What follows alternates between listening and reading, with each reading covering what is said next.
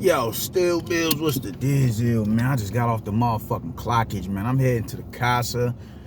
But on my way there, man, I want to come and rap with y'all about what I saw yesterday, man. So peep game, man. The official press tour just kicked off yesterday in LA or whatever in New York, between Tank and Ryan. And for starters, I want to say I like Ryan's energy, man.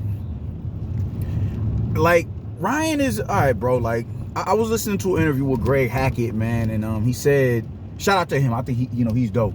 I fucks with him, man. But what he said was kind of like a head scratcher to me, because he was like, yo, Tank took Ryan's soul when, he snatched his chains up and he ain't responding, all this and all that. Like, if that was me, we rumbling and yada yada yada. And I'm like, I don't see it as that.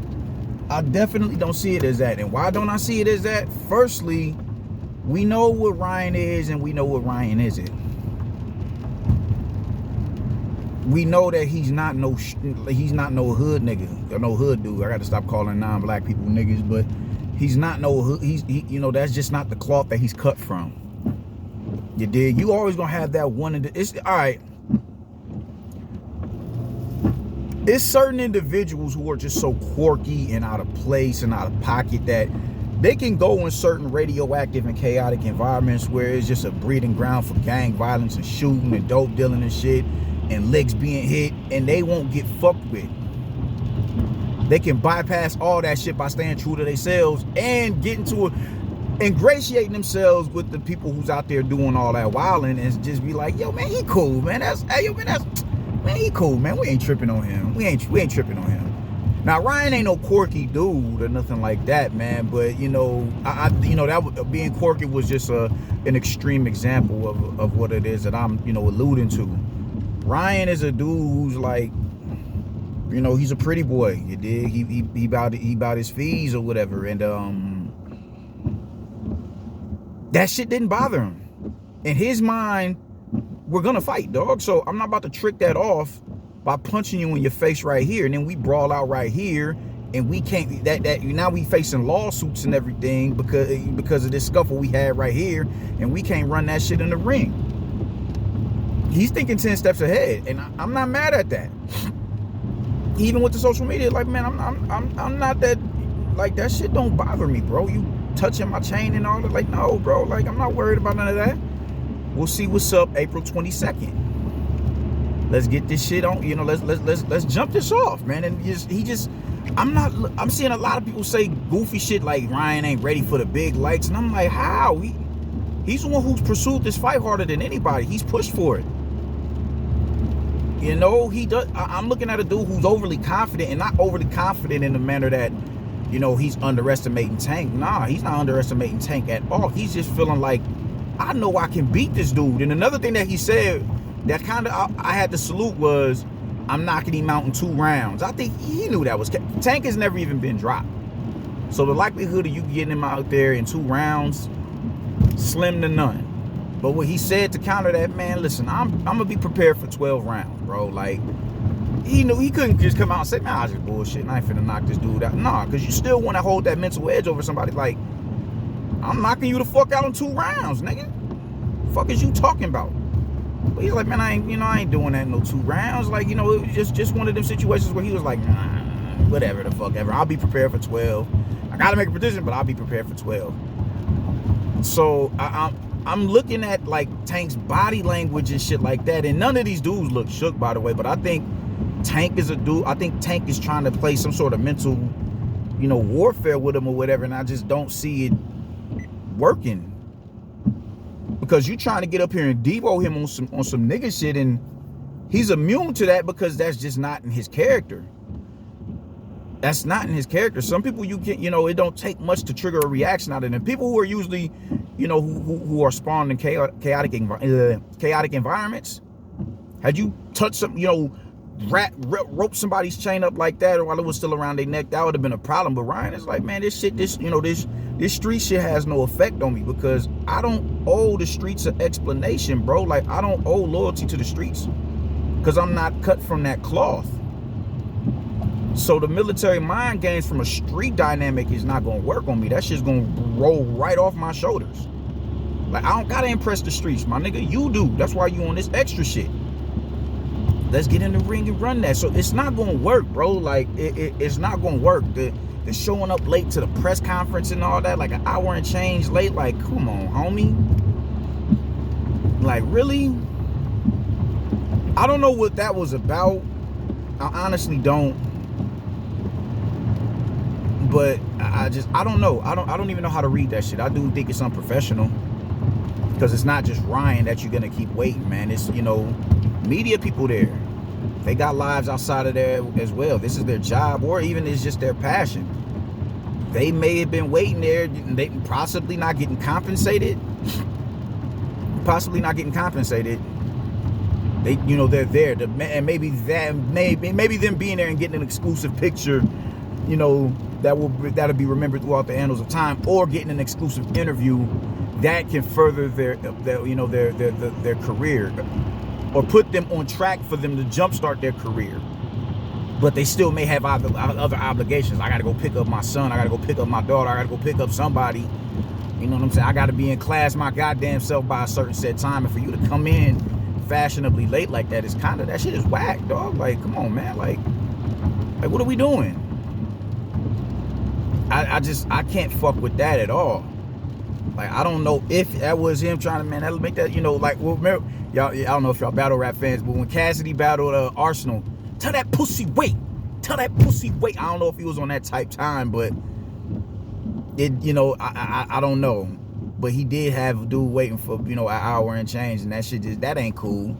That's not cool at all. So I don't know if Tank is a dude that, if you're trying to get under this, to rattle this dude via gangster shit and just out gangster him, it's not gonna work, because he's not cut from that cloth. It doesn't register in his head what it is you're trying to do. All this dude knows is, I want to fight Tank in the square, not in the streets, in the square. So I'm liking his attitude, man. I honestly am, man. I think he's ready for this fight. He's ready for this fight. He's definitely ready for this fight. That's not saying he's gonna win, but he's definitely ready. So all the motherfuckers talking about Ryan ain't ready. How, bro? He inconvenienced himself to get the fight. And let's get into the inconveniences, man. Everybody is talking about he's not ready. You know how Tank knows that he's ready for this fight? By putting a catch weight on him and a rehydration clause. Now, trip this, I'm arguing with some nigga on my friends list last night, and this dude is trying to justify the rehydration clause after he went tooth and nail with me, banging on Canelo for putting Kovalev on a rehydration clause. I'm like, how does, you're not making, oh man, you know, he gotta warm up to the weight, let him go up to the weight, you know, he gotta get used to the weight. He's fought up at 140 pounds before. What are you talking about get used to the weight? Both of them have a fight each at 140 pounds. Neither one of them are at a disadvantage because they fought in the weight class before. Why are you putting a fucking rematch clause and a fucking catch weight on him? But you had all the smoke for, and think about it, and I'm like, yo, listen how crazy you sound, bro. Tank has to get used to that weight. So all right, cool, let's put a rehydration clause on him and a catch weight, because he has to get used to that weight, even though he's fought up there before. But Canelo had never ventured past 168 pounds when he went and fought Kovalev, and y'all had everything to say about him. Like, I'm like, my God, bro, like, it just, this is what happens when you run with narratives, man. Your logic, you know, when you got to go and get a wheel alignment for your, you know, for the car, and you know, the steering wheel don't turn properly, it don't drive. Like, I remember I fucked my front axle up so bad because when it was snowing outside, I couldn't differentiate the driveway from the curb, and I kept going up on the curb. So my wheel, it was just all off, and it was just, I had to go. That's what happens with your logic. When you can't just call shit down the middle, man. This nigga was up here trying to tell me, man, Ryan was trying to force some shit, and he ain't the boss, he ain't the top dog in charge, he ain't running nothing. I'm like, but Canelo is, and when he flexes a muscle, and I honestly don't think it was Canelo, I have no doubt in my mind that was Oscar De La Hoya, because we have yet to see a rematch clause be put into place since the Callum Smith fight. So I'm like, but even then, we can, Canelo. I can understand if a motherfucker would say he got to hold that because he had a say in it. All right, whatever. If that he got to hold that. He got to hold that. Why the fuck is it unacceptable with him when Kovalev was not only a solidified boss at that division, but he was a champion?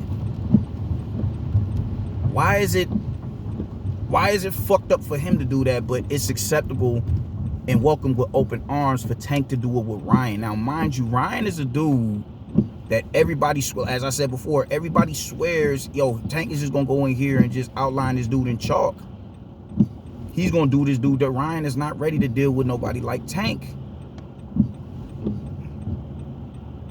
He is being I've seen people call him a YouTuber. A YouTuber. Now, mind you, Ryan has a much better win than Tank up at 135 pounds. Easily, man. Hector Garcia, that shit don't count. That shit don't count, bro. No, I don't give a fuck if you're a champion at 130 pounds. You don't belong up here at 135. Ryan has Luke Campbell up there. Luke Campbell won 24 championship rounds with a prime Linares and a Vasily Lomachenko. Neither one of them stopped him, but Ryan did. That was a huge win. That was huge. You gotta salute and congratulate that. But with all that being said, like, people, they disregard all that shit because, Tank has the hype around him, man. He's being promoted by Floyd. That's the only fighter that Floyd is really pouring into, or was pouring into. Is, he's a 3-division champ, even though he's only called a belt, a recognized belt in 1 division. It's just so much hype going in the Tank that they can't see Tank losing to anybody, even though he ain't fought no damn body since Pedraza. So why all the stipulations, dog? That's shaky energy right there. Like, he don't know if he can get the job done. That's shaky energy, bro. That's shaky like a motherfucker. He don't know if he can get the job done. He don't know if he can get the fight over the man. He might not come out victorious in this fight. I don't know. That's shaky. That's shaky to put all of them stipulations on Ryan Garcia, the YouTuber by a lot of people's estimations. The dude who be on Instagram doing the most, the flurries and shit on Instagram to show off the hand speed. All right, cool. We don't see mitt work and heavy bag and speed bag work from Ryan Garcia than we do shadow boxing and flurries. We don't see that. We'll see. I don't know what the bag is called. It ain't the double end bag, but it has the same effects of a double end bag. It stands there and you just punch on it and it bounces back, and it may be a little bit more effective than because it's gonna come all the way out at you. Whatever, you got to slip. It works when you're countering and punching in rhythm, just like a double end bag. He does that more than hitting the heavy bag and the speed bag and the mitts. He does all that more so than anything. And you're gonna put weight stipulations on him. This guy, you didn't do that with Mario Barrios. You didn't do that with Isaac Cruz. You ain't doing it with Rolly, and I think Rolly is more brolic than Ryan. You didn't do that with none of these niggas, but you're doing it with Ryan Garcia. What does that say about? And I really have people up here to, like, they're trying to excuse Tank for putting a rehydration clause on this dude. I see somebody say, yo, man, I don't want to hear no Canelo fans talk about a rehydration clause. I'm like this. It was whack when Canelo did it. Don't change the fact. No, that shit was whack. Fuck them rehydration clauses. If you're going to fight in that division, fight that motherfucker in that division. And whatever he, rehydrates to, he just rehydrates to. It is what it is. That shows the caliber and championship pedigree of a fighter right there. You dig? And Tank is a dude who is just prone on, now I'm starting to see a threat with you, so I'm starting to see a threat. So I'm gonna do whatever I can do in my power to neutralize that threat without completely neutralizing. Just I won't neutralize you. I'll just weaken you. And Ryan is so confident in this fight that he accepted all that shit. He acquiesced him. So I'm like, man, this is shaky energy with me, bro. This is shaky.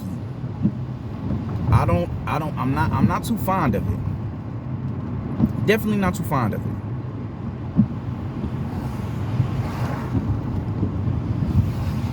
So I think it's corny, and his fans are just, they're okay in the shit. They're accommodating him. It's cool. It's acceptable.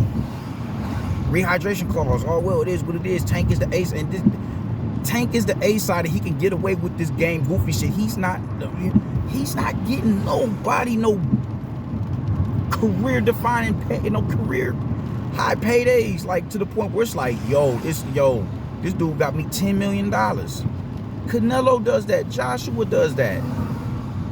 But when they flex their A side muscle, they're being deemed as princesses and divas and shit. But Tank can put a rehydration clause on a dude that people see as a YouTuber or just inept boxer who doesn't even belong up there. The writing is on the wall, bro. Like, what is we doing? What is we doing? So I don't get it with a lot of y'all. I don't get it with a lot of y'all. But as far as Ryan is concerned, man, I'm liking the energy. What he said did piss me off, though. Whoever wins this fight takes the crown. And I'm like, what crown? Dude, you are not fighting a champion. There is one man with the crown at 135 pounds. It's Devin Haney. And it's officially at light welterweight. Or not light welterweight, but super welterweight. Super lightweight. Within the catch weight is 136 pounds. Y'all have completely usurped the the lightweight weight limit. So all right, cool. Up there, who's the champions up there? Josh Taylor, Regis Prograis, Subriel Martinez, Alberto Cuello. Those are the champions. Like, what are you talking about? Where's the crown? What crown are you alluding to? The pay-per-view crown? Tank ain't even, there's no crown that Tank holds that nobody else holds. It's not about the belts, it's about the fighter. Says who? The fighter is what dictates the worth of the champion, dog. The fighter dictates that. If the fighter is going through a gauntlet of opposition, title defenses, unification bouts, how isn't he how is he not the top dog?